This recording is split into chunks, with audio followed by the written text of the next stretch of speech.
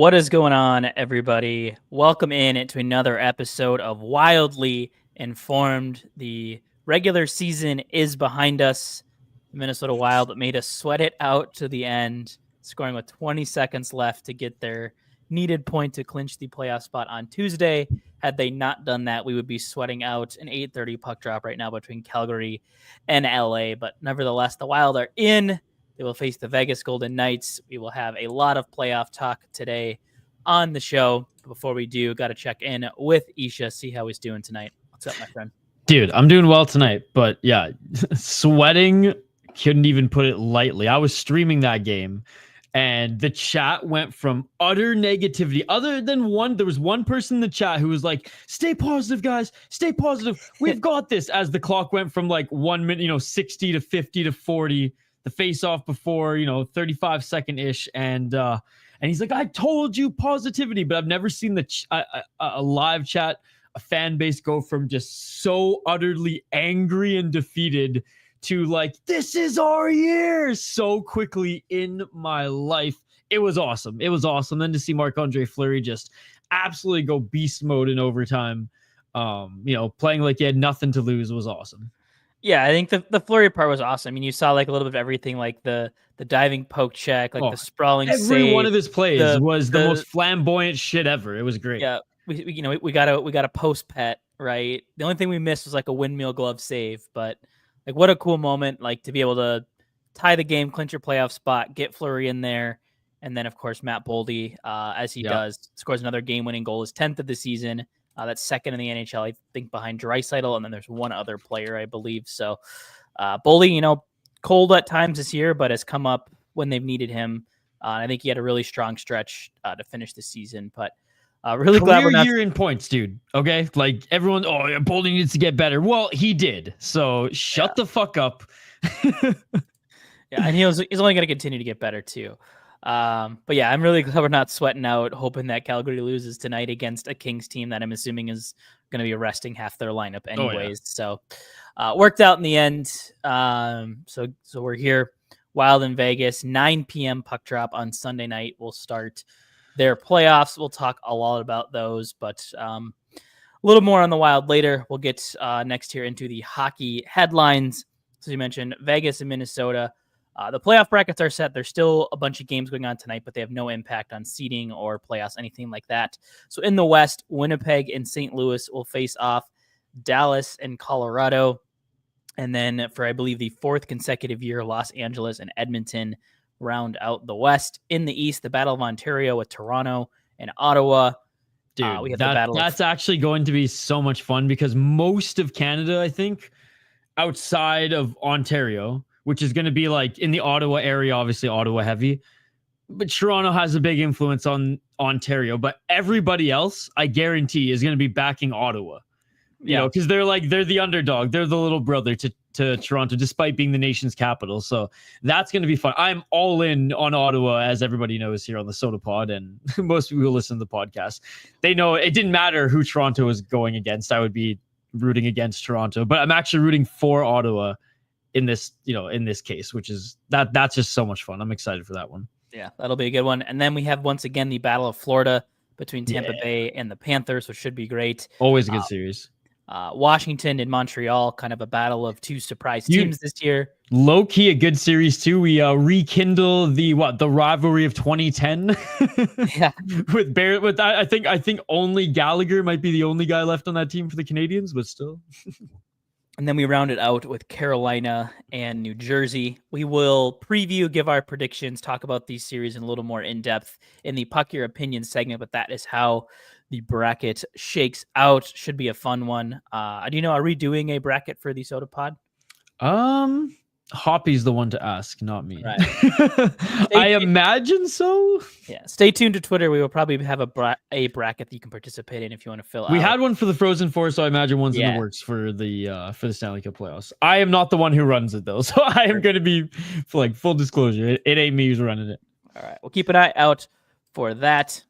Other really, really big news. This one broke this morning. Katie Strang, who's kind of the American version of Rick Westhead, with reporting on big investigative stories within sports, particularly the NHL. She's with The Athletic, reports this morning that Artemi Panarin in the Madison Square Garden Sports Group, who runs basically the Madison Square Garden and a bunch of New York sports teams, all that stuff, paid financial settlements to an employee last year after she alleged that Panarin sexually assaulted her. Trigger warning for those on this next little piece here. How did this fly under the radar? Like, dude, leave it to the fucking New York Rangers. How did this fly under the radar all season? Yeah, it's great. Well, almost a year. This happened in December of 2023. But I mean, you think we would have heard about it at least sometime this hockey season? Yeah, no kidding. Like, let's wait and drop this on the last day of the season. Finally. So again, happened in December 2023 during a New York Rangers road trip. According to two Rangers sources briefed about the allegation, Panarin and the woman, who was a regular part of the team's traveling party, were at a post-game gathering at a hotel with about a dozen other players and staff members.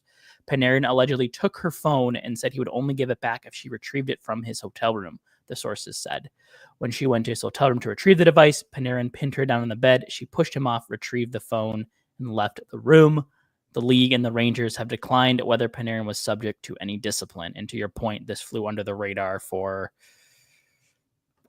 is that almost a year and 4 months, pretty much. Yeah, somewhere in that realm. So, yeah, once again, sexual assaults and the Chicago story was under the radar for years. So, I mean, I guess I shouldn't be surprised at this point, but but it was surprising to hear this. And I think to me, the part that really stuck out was this lack of discipline. Like, the league knew about it, hired a private investigative firm to work out all the details. Like, obviously enough happened where they felt there had to be financial settlement and like the matter's closed, but very, very odd to me that there was no discipline beyond this. Maybe now that the story's out, we see something maybe in next season. But everyone that involved has been pretty hush-hush about it. But again, just awful to see this happening again in hockey. It seems like we can't go a month without some sort of sexual assault story. Thoughts with the victim, as always, here too. Just sucks. Yeah, we can't go a season. Like, even though this one was buried for a season, we can't go a season without hearing this pop up, whether it's under the Hockey Canada banner or just in the hockey world in general. So, and it sucks also, like, not that this is just me, like a personal thing. It sucks that like a guy who I guess kind of respected a little bit for how he stood up, politically to some things in Panarin, and it's like, fuck off, really? And it's gone. Yeah, and it's gone. What little respect I had there for the guy, like, kind of off the ice is kind of like, overshadowed by this disgusting allegation now. Yeah. So more info on that, like I said, in The Athletic from Katie Strang, if you want to check that out. Wanted to keep it as brief as we could, knowing that can just be triggering to some people. Moving on here through the hockey headlines, another kind of sad news that came out earlier this week. Logan Couture of the San Jose Sharks had to announce his retirement. Wait. I'm going to correct you, actually. It wasn't Logan Couture who announced his retirement, by the way. Yeah, that stupid Frank Saravalli that breaks it. Frank Saravalli of what is he? Daily Face-Off. Daily Face-Off officially announced Logan Couture's retirement. He announced that Logan Couture was going to announce his retirement, and let me tell you, the San Jose fan base was not happy about that. Oh, I don't. Yeah, I mean, that's like, this is a guy it wasn't like this was like an expected thing. This is a guy who's been battling injuries and he's been trying to come back. Yeah. And basically said, I got to look out for myself, and, it's the best for me to step away. And, I think for a guy that is storied as Logan Couture, like, you look at those teams through the early 2010s and stuff that were phenomenal teams. Like, he was a big part of all those teams. He never left the Sharks. A leader for that team. Like, I've always loved watching him play. Like, Logan Couture was probably like one of my favorite players in that early 2010 era when he kind of came onto the scene, had some big years for them. So bummer to see him go, but ultimately, Frank had to ruin that moment for him, but wish him all the best. A pretty incredible career. Like, as you mentioned, entirely with the San Jose Sharks. It was really cool to see him come back in 2022, 2023. And even though he was still hurt that year, he played all 82 games and, look like the Logan Couture of old before, obviously 2023, 2024 were, that's when it was kind of the beginning of the end. But yeah, I have like some friends who are like very much like casual Sharks fan, like live in that area, will go to games, into hockey enough that like they're like, yeah, I'm Sharks fans. I went to a couple games this year to see Celebrini, but like I'm not an NHL fan like we are. Like we don't follow everything. They were even pissed off on Twitter. Like if you message me like, do you know this guy? And I was like, well, I mean, not personally, but used to be the Flyers beat writer, worked for TSN for a little bit, like very much know the guy. He's my age, funny enough, despite him looking like our grandpa. So yeah, so wish him all the best, and as we mentioned, like we're excited for the Sharks' future, and hopefully he can. I would imagine he'll try to stay involved with them in one way or another. Oh yeah, for sure. But all the best in his retirement. Some extension news from around the league: the Capitals and Nick Dowd reached a 2-year, $3 million AAV extension. Hey, shout out to Nick Dowd. Did not think he would be signing extensions anytime soon, but there you go. Yeah, he's kind of a Freddie Gaudreau type, just kind of that utility knife, bottom sixer, $3 million in the way the cap's going, pretty solid deal there. The Jets with a similar signing as well, Alex Iafallo, a 3-year, $3.6 million average annual value. Again, just that bottom six role. Yeah, but he's quite a bit younger than Dowd. Yeah. Dowd's 34. He follows what here, like 26 or something? 28? I think a little than that. Yeah, I think he's about my age because he played. I think he was on the UMD national championship teams in the 2014. So 31. Damn, dude, time's just flying by. Okay, he's my age, but yeah. So a 3-year extension for him, and then liked that extension for the Jets. The one I thought was not good. Another Minnesota boy here. The Jets extended Neil Pionk for 6 years. $7 million AAV, little steep. I know I follow a couple Jets fans on Twitter. I know they were not super stoked about it. I think the term is what's really rubbing people the wrong way here. He just hasn't been great. Like he's had moments, had a little bit of bounce back here this year, but the defense at times lacks for him significantly. But the Jets, were the best team in the league this year and looking to lock up key pieces of that team long term, so like hard to blame them in that aspect. But, well, and like point getting defensemen get paid. It is what it is. Like he's been even Gostisbehere got paid at one point. And did Gostisbehere ever have a defense? No, but he put up 40 to 60 points. He got paid. And outside of his first 2 seasons, he's had at least 30 points in every season. So yeah, it's the same kind of like I think like Cam Fowler obviously historically has had like better defense than Pionk, but the same kind of thing. Like you put up north of 30 points from the blue line, your agent's going to get you paid. So like I get it. Yeah. Yep. And then the other one that just kind of made me chuckle here, not extension related, but suspension related. Darnell Nurse got suspended 1 game, meaningless completely for crushing. Completely meaningless, Gary. Like. That's what I don't get. Like when these extensions, like the guy was probably going to get the night off anyway. Like Edmonton and LA were locked into their spots. Like, so instead of, helping quell that fire by suspending him for game 1, that actually would have mattered. It's like, go sit out this game. You're going to sit out anyway. And the league did this once before too. I forget. It was a couple years ago. I cannot remember who it was, but like just these like, I'm going to suspend you for the last game of the season. And for, 50% of the time that has no impact at all. So it's interesting, but I want to say it was a Nurse, but like I don't think. Yeah, I cannot remember. It would have been funny if it was him like 2 years ago. And Byfield, I don't know if he's returned from that play. Like he got hurt on that play, and I don't know if he's back. I think he's hurt more or less. Yeah. Where it's like, well, maybe you got a bump and a bruise. And no, of course, Jen, thank you so much for coming back. By the way, the last game of the season, Brett, as I was streaming, like I said, we had like 100 people in the chat here, and Jen's husband works for the Bruins, or was it St. Louis, or both? I know he's bounced around working, but Jen was in the live chat here hanging out with us, rooting for Fleury, which is awesome. Welcome in. Happy to have you here. All right, we got a jam-packed analytics agenda here. So what do we got here, Brett? Yeah, so we're just kind of look at just what do the numbers say about this matchup between Vegas and Minnesota. There's a lot of people that had asked, like, give me something to be optimistic about.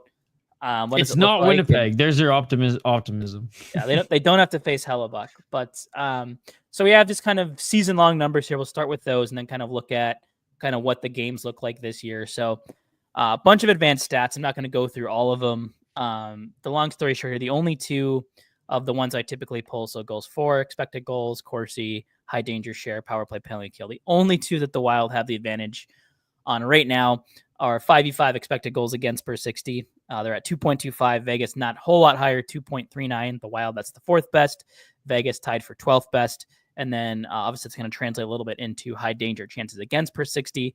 The Wild's sixth best mark in the league this year at 9.64. Vegas just a couple spots behind again, 10.17, 12th best in the league. Everything else, Vegas has the advantage. Where it gets, I think, hard to kind of look at these teams side by side is obviously we know, and we saw it down the stretch once they came back, the impact that Kirill Kaprizov and Joel Eriksson and a healthy blue line can have on this team. Now you add in the potential wrinkle of adding Ziv Buljam into the mix, and it's like it's hard to like for me. I'm not reading too much into the Wild's offensive numbers this year because they lost half of their offense when those two went down. Like those two, I think last year accounted for something like 70 goals.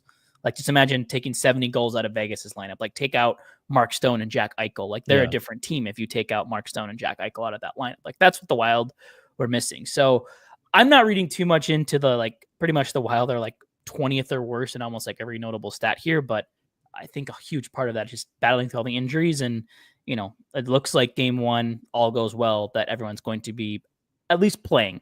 And I want to say healthy because there's probably some guys that are playing at, 80, 85%, but it's the playoffs. And if a guy can, have take an ibuprofen before or get a cortisone shot or something in a painful area, he's going to tough it out.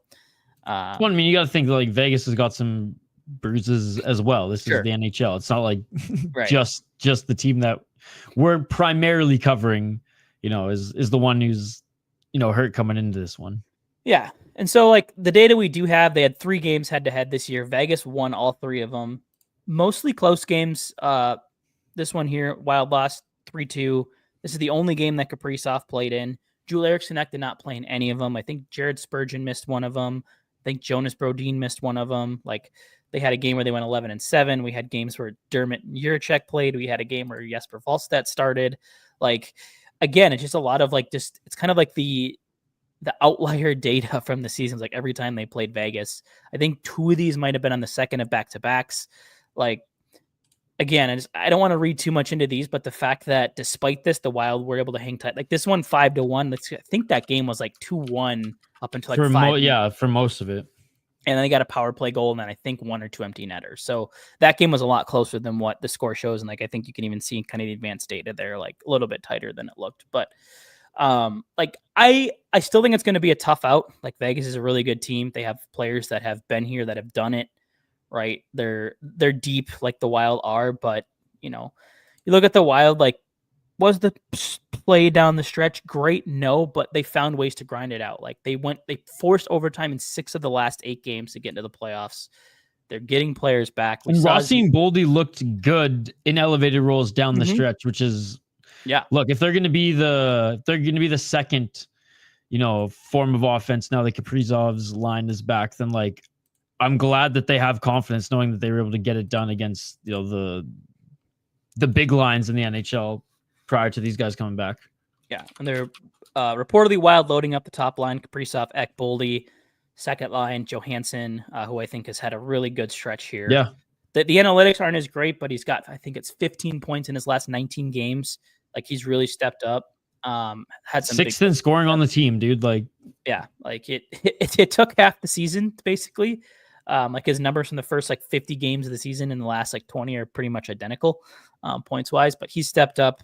Freddie Gaudreau, we've talked at length about just shy of 40 points and 20 goals. Zuccarello, great season.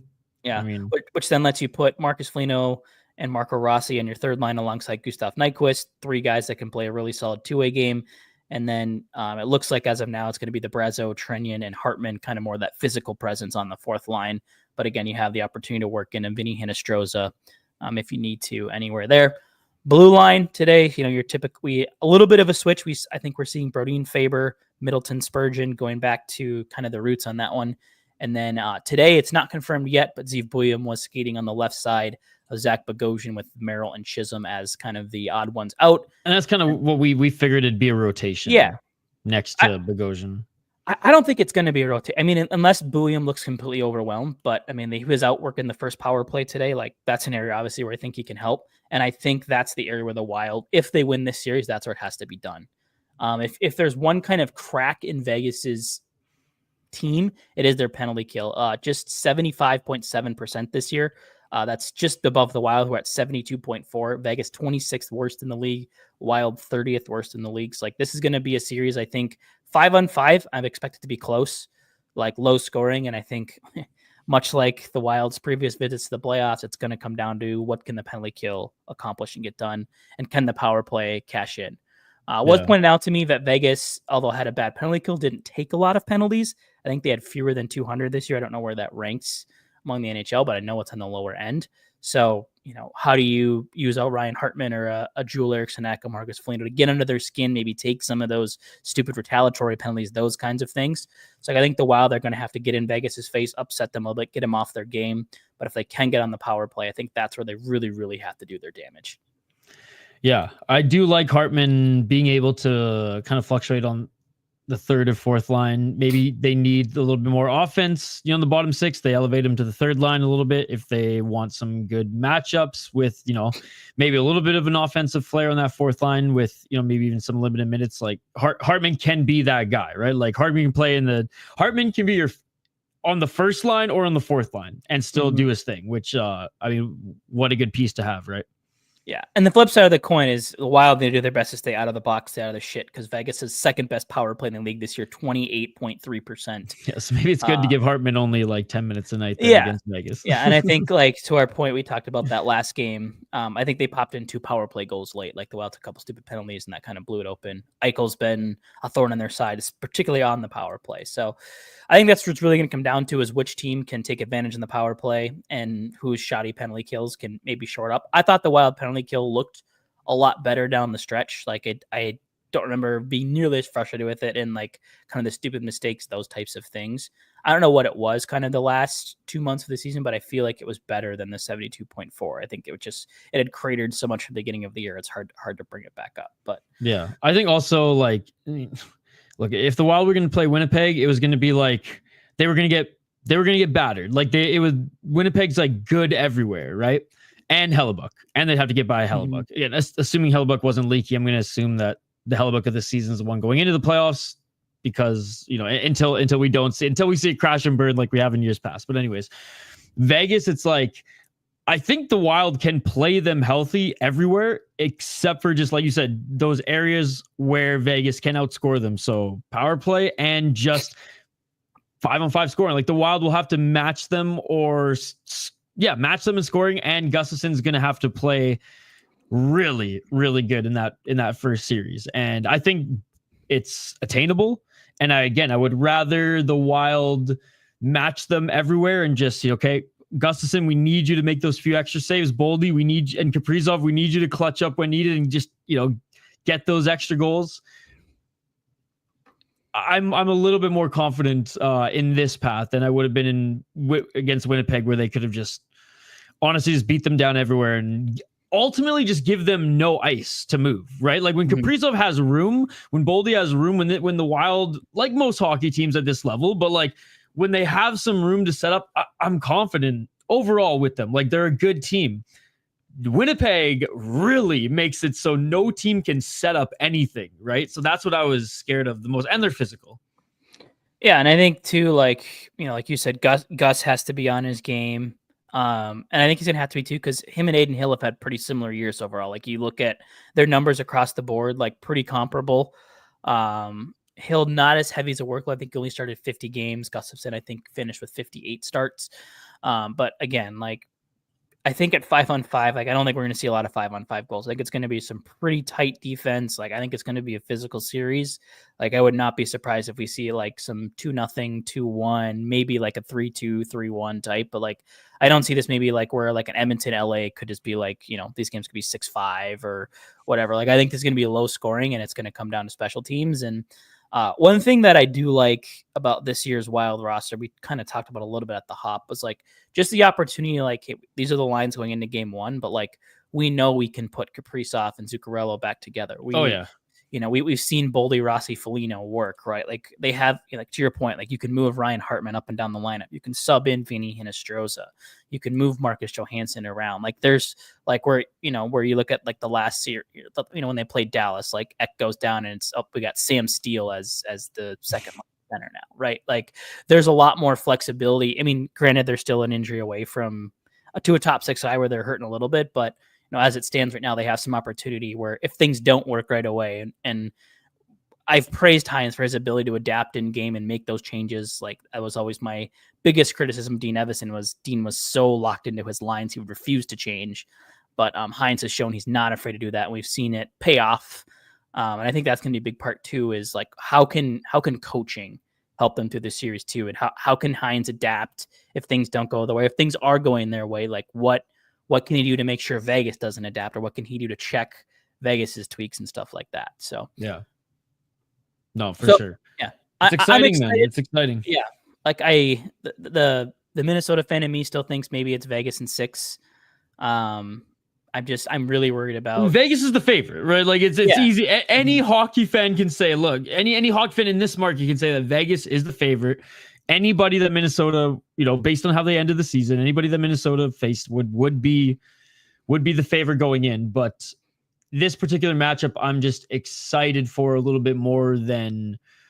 Again, I was scared for them to face Winnipeg. Whereas, like, I'm like, okay, this is gonna be a hell of a series. Whether they win in 6 or 7 or they lose in 6 or 7, it's gonna be some damn good hockey, and I don't think they're gonna be outclassed by any means. So. Yeah, it's just it comes down to the Wild penalty kill versus the Vegas power play that has me worried the most. So I hope to be proven wrong. I've been harping on the penalty kill. I've been trying to see the changes they could make, but we'll see what they can do.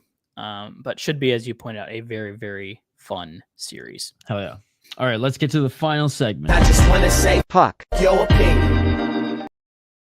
So before we get into our playoff kind of previews, guesses, predictions, that kind of stuff, a couple questions from Twitter today. First one here from the friend of the show, Dan Bradley, wondering what share of minutes do we think we see next year from Bouillon and Jiricek? So like top 4 minutes, top 6 minutes.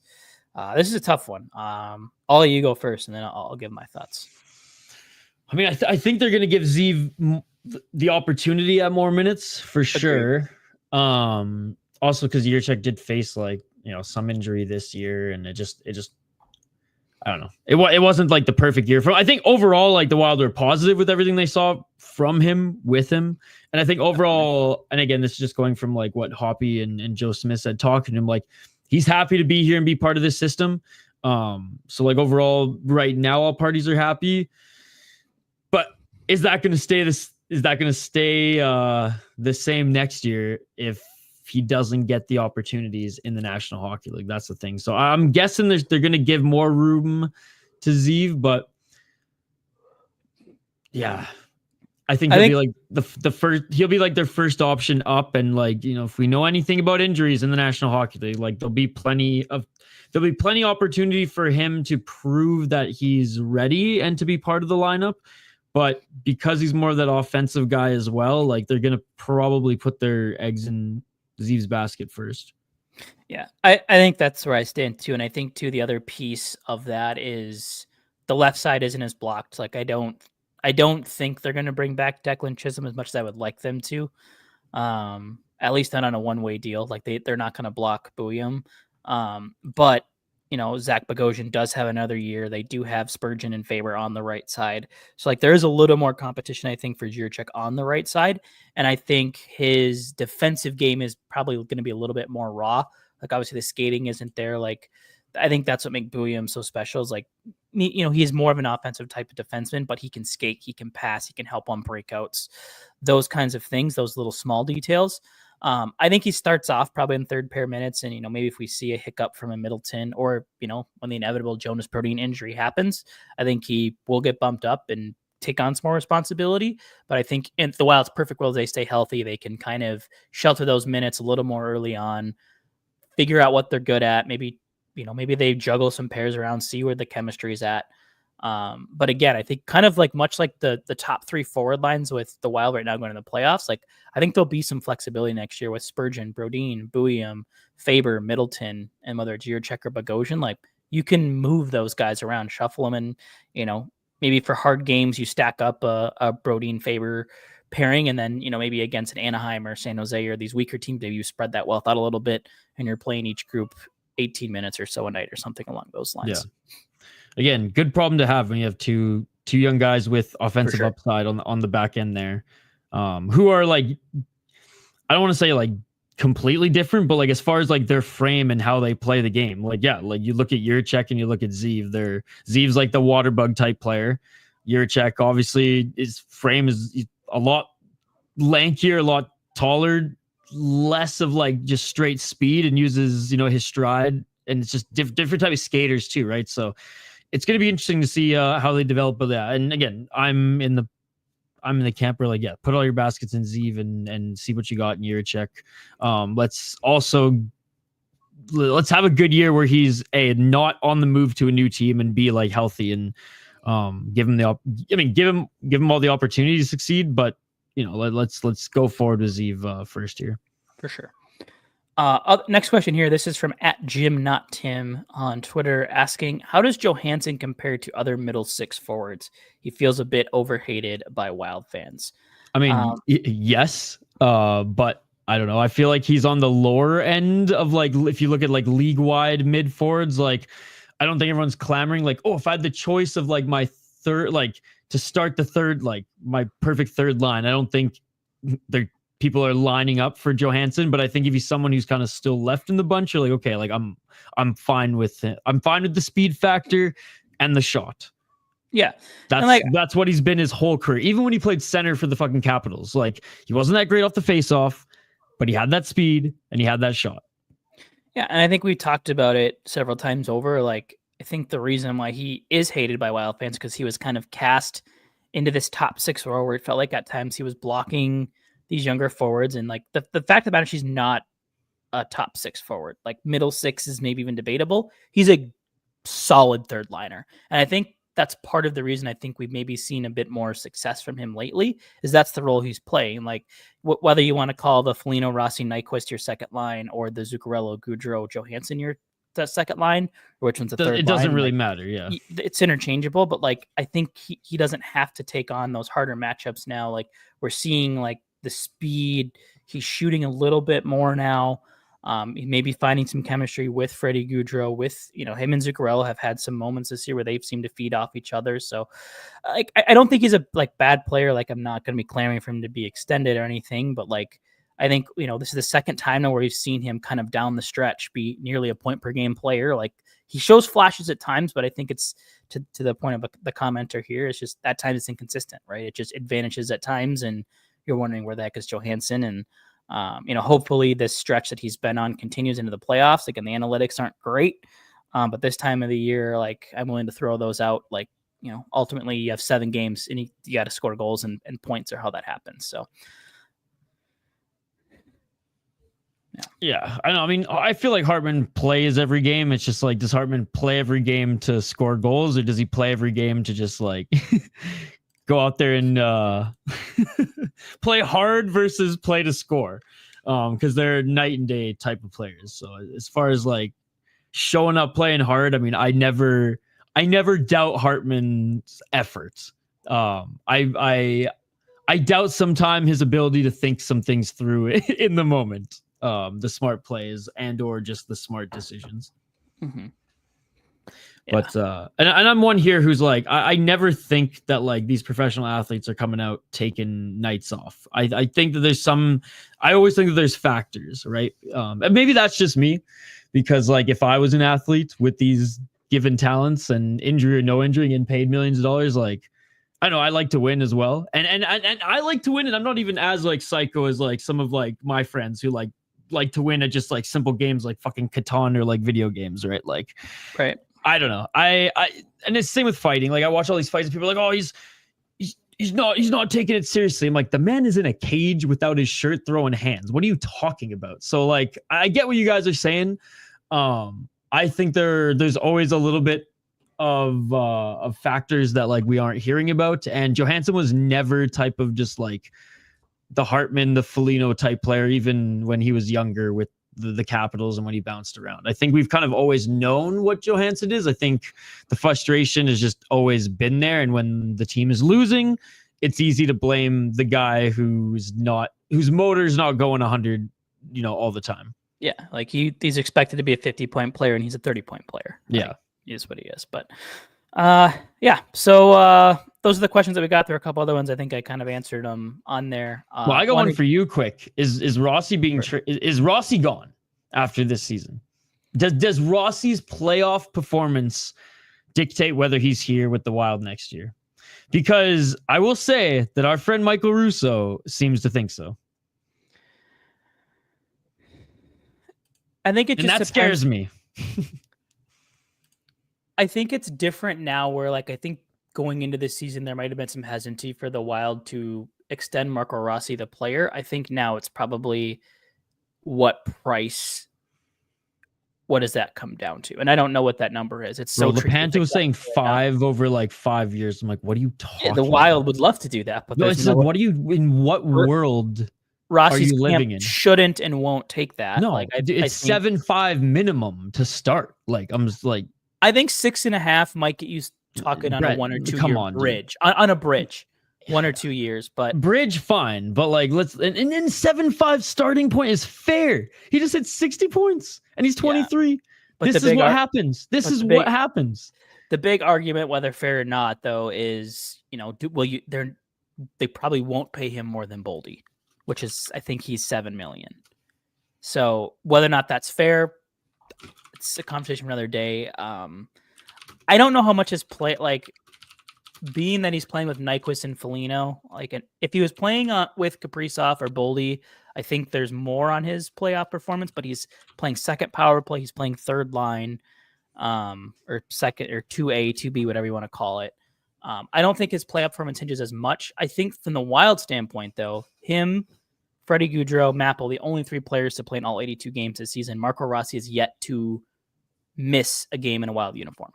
He's played every game that he has been in St. Paul or on the road with the Wild. He has played. He hasn't missed a game to injury. He left that one game after the first period, came back the next game. So, and I think that matters. For a team that cannot, for the life of them, stay healthy.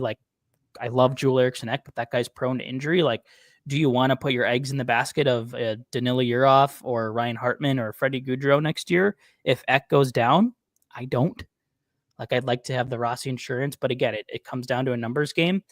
That said, I think there's enough appreciation now for who Marco Rossi is a player. This guy just put up 60 points this year in his second year in the NHL. I don't think it's not a sell low situation on him. I think teams understand the value. It's just, do the Wild get the ceiling back that Rossi has? I think is more of the question I would have. Yeah, for sure. And the chat's chiming in on the Rossi thing as well. I believe Bruce reported on a wrist issue. Yeah, we heard that as well. I think it would have been a huge mistake not to bring him back. I saw it. I saw it. He had his wrist taped up, and I think he was dealing with a knee. Well, you brought it up. You brought it up on this program. Mm-hmm. Yeah. It's just one of those things where it's I know the Wild have some guys coming up. I know there's money that they want to spend in free agency once the contracts are off the books. But it's you've developed this guy. He's a center. This is Minnesota. He's done everything you've asked him. He's scored. He's been a clutch player. He's been a guy that when they've had the net empty, that he sets up, either scores it or sets up the game-winning goal. He filled in admirably when they were without Ek. I don't know what else they could want him to do. Is kind of where my frustration is. What else do you want the kid to do? Did you want to be a point per game at whatever age? Is there disagreement with the coach? Is he a Hines guy? Is he not a Guerin guy? Is there something else? Because I'm not seeing it. Because I feel on the ice he's done everything. So is there something off the ice that we don't know about? Right. I guess in a perfect world now, right? You're just kind of hoping that maybe he does have a big playoffs and the Wild have no choice, right? But yeah, which I'm kind of hoping he does. I'm kind of hoping that he shows this team pay me, or you want me to be you. I want you guys to beg me to stay at this point, right? Yeah. Let's get in now. We got about 20 minutes left, so we'll kind of quick fire here through the playoff matchups. We'll start in the West. We talked about Vegas, Minnesota. So let's stick with that side of the bracket. LA and Edmonton, as I mentioned, I believe the fourth straight year they've met in round one. A couple notes on it. Joel Edmondson, Quentin Byfield, and Tanner Jeannot all day-to-day for LA. Edmonton has several players listed as day-to-day, but I think it's mostly due to rest. I think most of them expect to be ready for game one. But who do you like in this one? I like the Kings, mostly because, and I said this last year, I was surprised Edmonton even got as far as they did, and I knew they were going to lose in the finals because I have zero trust in their goaltending. I have very little trust in their defense when it comes to just, shut shit down defensive hockey versus let's join the rush and get McDavid going, get Draisaitl going, get Nuge going, right? I think that the defense does it overall, not every single piece there, but overall, the pieces that matter for the Edmonton Oilers on the back end are there realistically to get that puck up as fast as possible so the team can get going. When they are pressured in the neutral zone, when they are pressured in their own zone, when they turn the puck over, it's bad. And I don't trust their goaltending at all. Whereas the Kings, do they have McDavid and Draisaitl? No. Are they deep enough to play a well-rounded game of hockey? More so in a 7-game series. If it goes 7, yeah, I trust the Kings more than the Oilers. But yeah, that's me. That's me. Yeah, and albeit, the Kings have won 2 games this month already against the Oilers, shut them out twice, 3-0, 5-0. I don't know what the rosters were like for that one. Leon Draisaitl's been a little banged up. I don't think he's played since April 3rd. I think he's expected to be back for game 1, but I don't know. I think I'm with you. I think this is the time where the Kings can take that step forward. I like the pieces they have in place.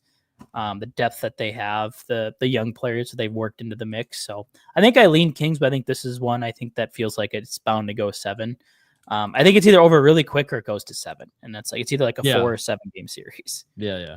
But I just don't see the Oilers going as far as they did last year. No, I'm right there with you. Moving to the other side of the bracket, let's start Winnipeg and St. Louis. So, like you said, the team that we were happy the Wild didn't have to face the Winnipeg Jets.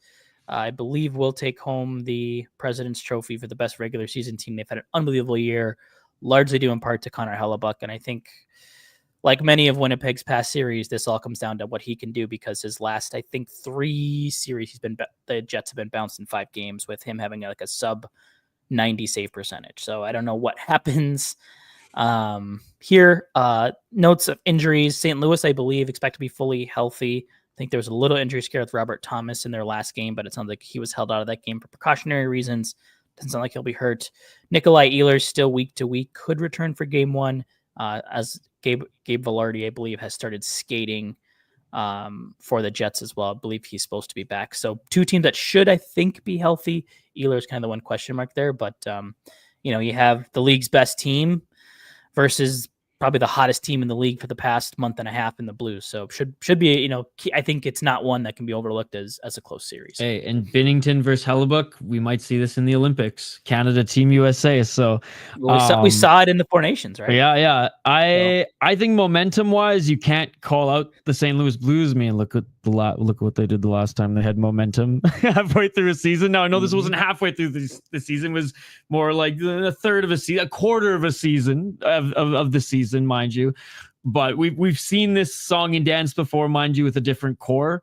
So that's dangerous. And the St. Louis Blues are buying in, and they're looking good. They're relatively healthy.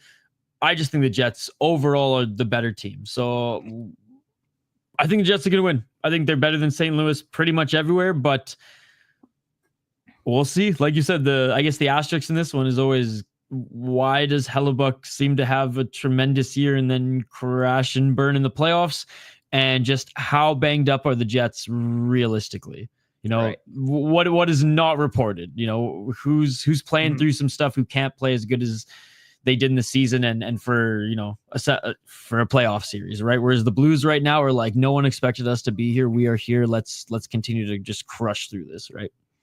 Yeah, for sure. And I think I'm with you. I think talent wins out ultimately. And then final one here in the West. This one I think is actually not going to be very close. Dallas and Colorado. Notes for this one. Miro Heiskanen is still on IR, not expected to play game 1. And beyond that is Dallas is just hurt. They're too unknown hurt. at this time. Jason Robertson left last night's game in a knee brace. He's day-to-day right now. They don't know his status necessarily going into game 1. Avalanche could be getting some reinforcements. Gabe Landeskog just finished a conditioning stint in the AHL. Doesn't sound like they expect him to play game 1, but could come in like game 3-ish. It'd be his first game since June 26th of 2022, which I believe is when the Avalanche won the Stanley Cup. But I just think, like, to your point, Dallas is banged up and they've backed into the playoffs. Like, they have not played well lately. They've lost to some bad teams. They've been blown out. They've blown some leads late. I don't have a lot of faith in the Stars right now. And I think you look at the moves that Colorado made at the deadline, like, they push the chips in. Like, you just have to think, if Landeskog comes back, right, like the home crowd behind him and just the emotional boost that that's going to bring. And if the Stars don't have Heiskanen to maintain Nathan McKinnon, it's going to be tough sled. Like, this is one I would like. I haven't done my bracket yet, but as it sits now, I think I might go Colorado on like 5 in this one. Third straight 100-point season consecutively, by the way, for McKinnon, which is insane. 140 points last year still blows my mind. Like, it's insane. But yeah, 116 points this year in 79 games, 32 goals, a whopping 84 assists. Absolutely insane for one of, if not, arguably the best player in the world right now. And he's just shy of 30 years of age. He's a 95 born dude. Like, McKinnon's still got like 6-7 years of like just utter dominance, because the guy doesn't really get hurt. Because he hurts people. He doesn't get hurt. He's too fast to get hit. He's too fast to get hit, and he's just too stocky. Like, people bounce off of him, and it's not even like he's throwing the body. He's just so dialed, right? He's less like, I don't know, swervy, I guess, like Crosby was. He's just like north-south, like, I'm going to the net, I'm gonna score. Like, and no one's touching me. It sucks he's on the Avs because, like, I'm not obviously like rival to the Wild, and like I'm not putting extra time here to watch the Avs if it's not against the Wild or like the Canucks or like teams that I like follow.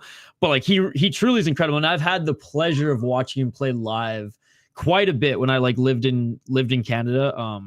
Watched him play the Canucks a lot, watched him play Calgary a lot, from when he was like in his first 3 years and when he was like the McKinnon of today, which is awesome. It's insane to watch him play live.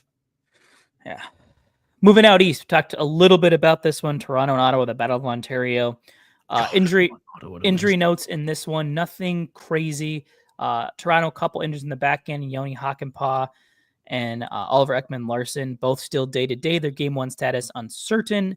The big one here is on the Ottawa side. Brady Tkachuk, who's been out since the Four Nations, has been skating with the team. Hasn't been confirmed that he'll play game 1, but it sounds like he's on track. All things go, that he should be back for game 1, which should be a huge boost to them.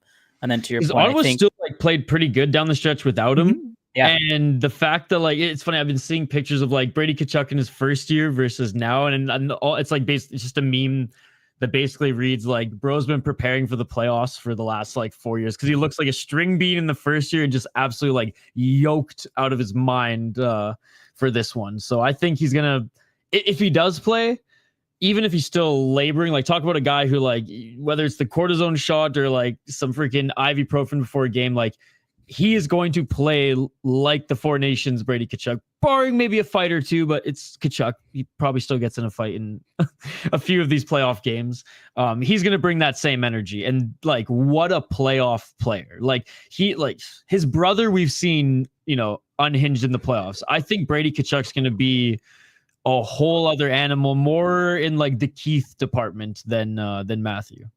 Yeah, I think, like, in terms of like intensity, like passion, if you will. Like, I think this series is going to have it's going to have that emotion flowing through it, I think, more than a lot of these other ones. I could see LA and Edmonton just because it is the 4th time they've met, but like, it just seems like this one is destined to be really, really fun to watch. Like I'm going to do everything I can to turn into that one. And like I said, Ottawa fans are always been like, despite being the nation's capital, I've always been like second fiddle to the Leafs. Like even during the Heatley Hossa era, right? Like they were still the Leafs were losing then, and they were still second fiddle to the Leafs. Yeah, you know, Ottawa was going to the Stanley Cup Finals, and they were still second fiddle to the Leafs. So like this is just this is awesome. I can't wait. Yeah, I think like it might be crazy. I think I'm still going to lean Toronto once I get to my bracket. I think just the lack of experience for a lot of these Ottawa players, I think is a little concerned. I think Toronto's experience losing. But you know, it is the Leafs, and like Minnesota could choke it away in the first round again. But I think it'll be a close one. I think 6-7 games. I think the Leafs will probably get it done in 7, but like you better believe I'm rooting for the Ottawa Senators. Like like again, even if Ottawa was playing any other team in the East, barring Washington, I'd be rooting for Ottawa because they're just a fun team to root for, and it's like sweet. Let's. We've been seeing Ottawa build for so long. And there's just some guys I want to like root for as well. Like I've liked to see I've liked seeing the resurgence of Adam Gaudette this season. You know, former Canucks pick, former Hobey Baker winner in the NCAA as well. And finally, it's taken him a while going back down to the minors, back up to pro, and it's like okay, he's carved out a role in Ottawa, and that role is goal scoring because I think he has like way more goals than he does assists even on the team right now, which is cool to see. For sure. And then obviously Battle of Florida, always an exciting one. Tampa Bay Lightning and the Florida Panthers. The other Tkachuk brother, Matthew, a key player in this series, much like Brady, could play game 1. It sounds like his status is a little more in flux than Brady's. I think he wants to play. I think it's whether or not he gets the all clear or not. And then on the Tampa Bay side, Oliver Bjorkstrand and Luke Glendening day-to-day. Sounds like they're both expected to be ready for game 1. But I think this one hinges big on whether or not Tkachuk can play the entire series. If he's out game 1, I think that's a huge advantage to Tampa. If he's in, I think this one is another one that could go 6-7 games. Yeah, I think this is another one where I'm slightly leaning towards the Panthers, but this one really could go. On the other side, I'm leaning Tampa. I think they're playing good hockey. They're playing a brand of hockey right now. I think is sustainable, but we'll see. It'd be crazy to have Florida and Edmonton, the two teams that were in the Cup Finals last year, have them be both out in round 1. That would be something. Yeah. Washington, Montreal, the next one here. Yes, it is a Sota double feature today. Yes. The return of Hoppy. He literally didn't have a voice for like 2 weeks. I was on Fellowship of the Rink for the last 2 weeks as well, filling in. Washington, Montreal. Montreal coming completely healthy. Played some good hockey down the stretch. Obviously having some big year from guys like Lane Hudson. They have Ivan Demidov in, bringing a spark to their roster. Had an electric first game. Pulled the Kaprizov with a goal and assist. In his debut, has some incentive to be awesome if he wins the Conn Smythe. Gets a nice little bonus on his contract. The injury questions come on the Washington side. I think the notable one here is Logan Thompson, their goaltender, who I think has been out for over a month now. Nearing return, he's been skating. Sonny Milano, who's been kind of a really sneaky ad for them, one of their really good playmakers this year, and then also Alexei Protas, who we've talked about, like just the sneaky out of nowhere. Also has been skating. So all those 3 are questionable. I haven't seen anything that says they're for sure in for game 1, but those would be 3 huge boosts to the Capitals. Like, I know the Capitals number 1 team this year, but I think like a lot of it was on some luck, riding some OV high. Like, I think come playoff time, like I think this is a hungry young Montreal team. Like, I lean Washington, but man, it would not surprise me if like this is one of like the notable upsets just on the momentum and excitement around the Canadians right now with their young and players. Montembeau's had a good year. I said a really good year. Like people, like I've always overlooked him. Now I know how old is he? He's not that old. He's at 28.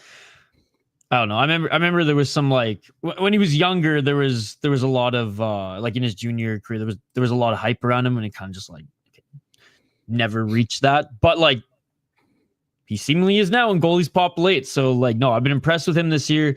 Alex Newhook, kind of played like lower down the lineup this year. Hasn't, a bit faced up and down. Like he's a guy who's had playoff experience, has a Stanley Cup ring. Like he could help. He might be one of those guys who just like pops in a playoff series as well if they have to lean on some of their depth.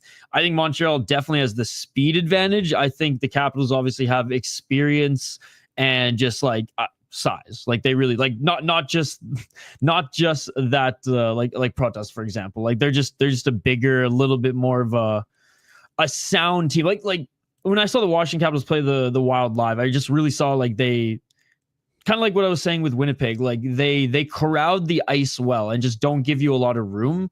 And that's just like veteran coaching right there as well. And I do like the Capitals coach. Had him for a couple of years now, and he's been super solid. Spencer Carberry, yeah, really good. And it seems like he's got the room, right? So, and they're playing with some synergy, which is good because I know the Capitals. It's been a little while for them finally to get like some stability. So I can't believe I'm saying this. I'm leaning Montreal, I guess, as well, ever so slightly, but like would not be surprised either way. Like the Capitals win, it's like, yep, they've had a good year. They've played solid hockey, veteran group. Makes sense. If the Montreal wins, well, they've had their step up year. A lot of their younger players have taken that step up. It's a developmental year. Hudson's a beast, and they're faster. So, yeah, and then I think like we talked a little bit like how I think Winnipeg can't overlook St. Louis. I think this is really a similar situation here for Washington and Montreal. Like two teams kind of coming with a lot of momentum against the top teams in the conference. But like it still feels like there's a real opportunity for this to be a close series. And I'm excited. Like I think like I talked before, like I wanted Montreal to make the playoffs. Like I think their fan base helps you engage in the game for their home games. Like their fans are so passionate. And I think, the Washington's going to do everything they can, right, to give Ovi another cup. So should be a good one. And then last but certainly not least here, Carolina and New Jersey. This is one that I lean could be a sweep for the Hurricanes. The Devils, obviously the big miss for them. No Jack Hughes. He's out for the season. They did get Dougie Hamilton back. And then Jonas Siegenthaler, one of their top 4 defensemen who's been hurt, I think for over a month now. This TBD, he's nearing a return, but no guarantee he'll come back. The Canes are completely healthy. And then also adding, as I can't remember if we talked about this one last week or not, but Alexander Nikishin, who was alongside Zeev Buium is probably one of the best defensive prospects not playing in the NHL right now, was unbelievable in the KHL. He's a giant. I think he's like 6'6". Like he's huge. I think they're working on, I think they got like some visas and stuff approved. I don't think he's here yet. So will he play game 1? I don't know, but like I think this is a guy that they're going to work to get in their lineup and could prove a boost. And and New Jersey just has so many guys that are either hurt or just coming back from injury. And without Jack Hughes, I don't see them. Yeah, this is the only series where I'm like I'm bullish on the Hurricanes winning. Like I said, like I'm confident in the Hurricanes winning. I don't think the New Jersey Devils lose. Every other series, it's like I wouldn't be surprised if it went either way. Again, maybe a little bit Edmonton, the Kings, because I just have way less confidence in Edmonton than I think most people do. But this one in particular, I'm like, I don't think New Jersey's going to get past them. Yeah. Not too much more to talk about there. But any other kind of final thoughts here on the playoff matchups? The Wild, if you didn't see, like I said, starts Sunday night, 9 p.m. Tuesday, we have a 10 p.m. local time puck drop. Game 3 home, 8 p.m.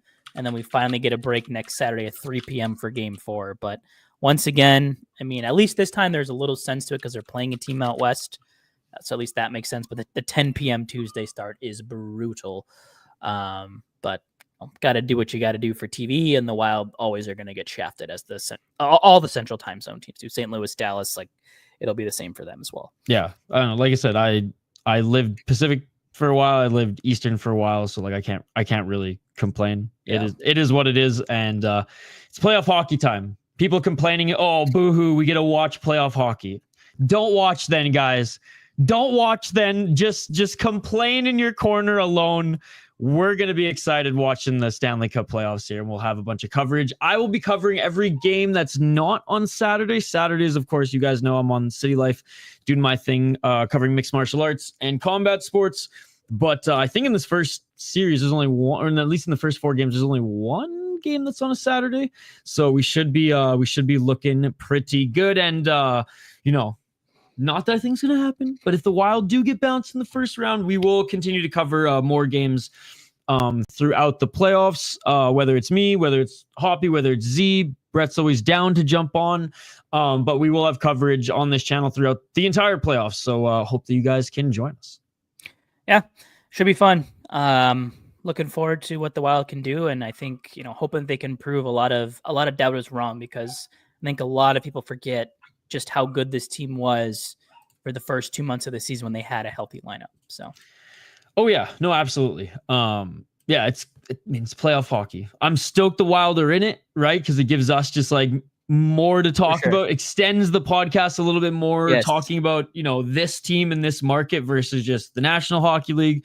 But it happens with every market, as the playoffs dwindle and it gets to just 2 teams in the Stanley Cup Finals. Every podcast out there, doesn't matter what market, is going to be doing the same thing. But hey, gives us a little extra hype going into this postseason, one of the best seasons of hockey.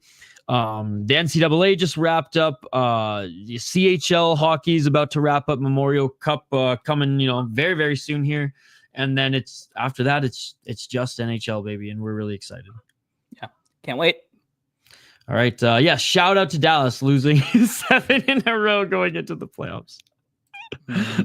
Big shout to the chat, by the way. Schmitty, Hoptics, Brian, Horror Docs, and everybody else who joined us here as well. Appreciate you guys. Hell yeah. Excited for next week, Brett. Yeah. Oh, we should hopefully be back for a Wednesday show. No Wild game that night, so all things go well, but stay tuned to Twitter in case anything changes. There you go. You can find us on your podcast app. Look up the Sota Pod, wherever you get your podcast from. Like we said, we do the podcast live here every single week, usually Wednesday. Sometimes it's a moving target. And yeah, clips of all the podcasts that we host under the Sota Pod banner on this channel. And then, like I said, City Life Project, I will be live every Saturday and mostly Fridays as well, covering combat sports. No UFC this week, but there's literally like this Canadian promotion going on right now in Vancouver, and there's a lot of stuff coming. There's some Muay Thai and stuff tomorrow as well that we will cover. But until then, Brett, last word goes to you. See ya. Go Wild.